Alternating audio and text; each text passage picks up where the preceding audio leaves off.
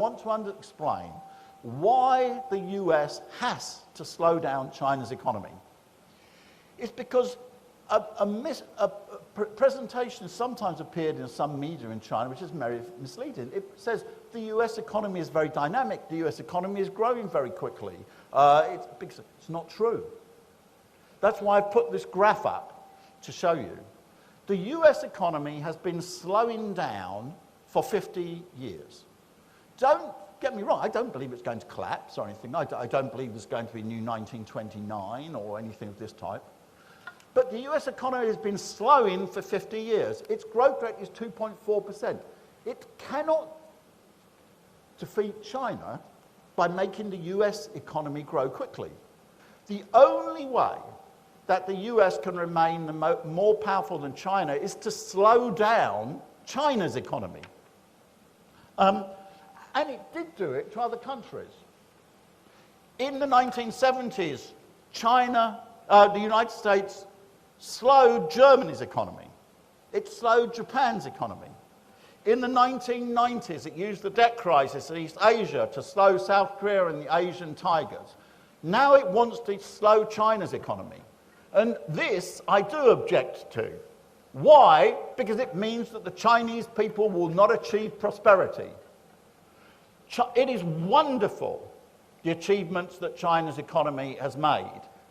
As I said, you know, it is the greatest economic achievement in human history. And again, personally, the first time I came to China, I was in the municipal hall in Shanghai, and I saw a picture of Deng Xiaoping and his visit to Shanghai, and, you know, tears came in my eyes because I knew what that person represented from the point of view of their achievements for so many people in China and therefore for so many people in the world. That task has had a gigantic beginning, and China is close to prosperity, but it still needs to develop for 10, 20 years there. And the attempt to slow down the Chinese economy in the interest of the United States means that the policy of the neocons is essentially that the Chinese people must never achieve prosperity.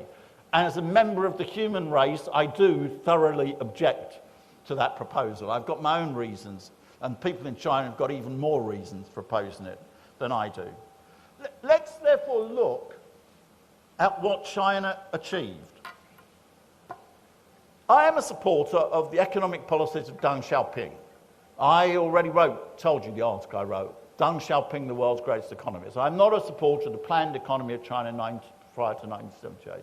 But I want to tell you one thing, the social achievements of China in 1949 to 1976 and 1978 are also the greatest in human history. And I mean that, again, without any exaggeration, because I studied it. It's well known to economists that the single best indicator of overall well-being is average life expectancy, because average life expectancy sums up all the things which are good, all the things which are bad, and shows you them in a single figure. In China, in 1949 until 1978, China's life expectancy increased by 32 years in a 29-year period. There has never been anything like that in human history before. Right, and I studied them. I know there are other times, Britain in the latter half of the 19th century, the US after the Civil War. China is almost twice as fast. This is why the theory of historical nihilism, the attempts to say that what occurred in China before the death of Mao Zedong or something, is wrong, is pure nonsense, and very disgusting nonsense, because the social improvement in that period is the greatest in the whole of human history. And again, I repeat, I say that as somebody who supports the economic policies of Deng Xiaoping, not the economic policies that were pursued then, but you've got to be objective about what was achieved in that period, right? China's economic growth from 1978 to 2015, 9.7%, is the fastest ever recorded by a major economy in human history. China has the fastest rise in consumption, that is the material basis of living standards, of any country. And again, still my favourite policy, my favourite point is what it means for the world that China took 728 million people out of poverty and the whole of the rest of the world took only 152 million, which incidentally shows the nonsense that it's the claim that capitalism in China, which has made its achievements. If capitalism was what took people out of poverty, the biggest increase in taking people out of poverty wouldn't be in China, it would be in the rest of the world. But it's China, a socialist country, which accounts for 83% of the reduction of poverty. It's socialism which gets people out of poverty, not capitalism, and produces the most rapid growth in the world. Right. This then leads to what I experience in some sort of psychological drama, and I can feel it, and I know it's a discussion in China.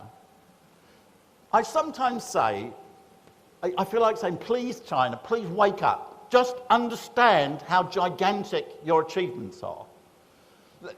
Let me give you a little example. I wrote an article of which I put the title is, China has the best record contribution to human rights of any country in the world. And do you know that no Chinese media would publish it with that title?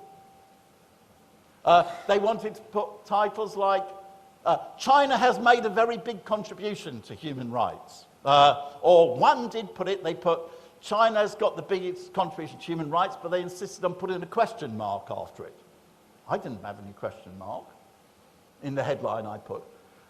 And again, I'm not saying this to attack the media, it's some lack of self-confidence. And I want to say that modesty in individual human beings is a great virtue. But as I said, there is no virtue in being modest from the point of view when you're dealing with very big, serious questions. There is no virtue in being pessimistic. There is no virtue in being optimistic. There is only a virtue in being realistic.